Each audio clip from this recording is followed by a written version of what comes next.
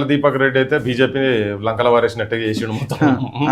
So actually ఇక్కడ ఏంటంటే clear గా ఇప్పుడు ఆఫ్టర్ కాంగ్రెస్ ఇక్కడ అపోజిషన్ పొజిషన్ ఎవరిది అనే దానికి ఇప్పుడు మొన్న పార్లమెంట్ ఎలక్షన్స్ అప్పుడు దాదాపు 35% ఓట్స్ బీజేపీలోకి వచ్చినాయి, బీఆర్ఎస్ కు మొత్తం 17 వచ్చినాయి.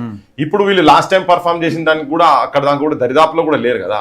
సో నెక్స్ట్ ఆపోజిషన్ పార్టీ ఎవరు అనే దగ్గర వచ్చినప్పుడు బీజేపీ మాత్రం ఇది ఒక ఎలక్షన్ కు వాళ్ళు ఒక అవకాశం తీసుకొని ఉండే, ఎందుకంటే బీఆర్ఎస్ కంప్లీట్ గా సైడ్ లైన్ అయిపోయింది కాబట్టి ఇది ఒక అవకాశంగా వాళ్ళు తీసుకొని ఉండే. కానీ వాళ్ళు అసలు నేల విడిచి సాము చేసినట్టుగా అసలు గ్రౌండ్ ఇష్యూస్ మొత్తం పక్కకు పెట్టేసేసి ఏమేమో మాట్లాడు జూబ్లీ హిల్స్ పోయి బేగం ఖాన్ అవుతుంది అని చెప్పని ఏమేమో అంటే అన్కనెక్టెడ్ ఇష్యూస్ తోటి వాళ్ళు పోయింది అనిపిస్తుంది. సో బీజేపీకి రావాల్సినటువంటి ఆ పొజిషన్ అయితే ఇప్పుడు రాలేదు.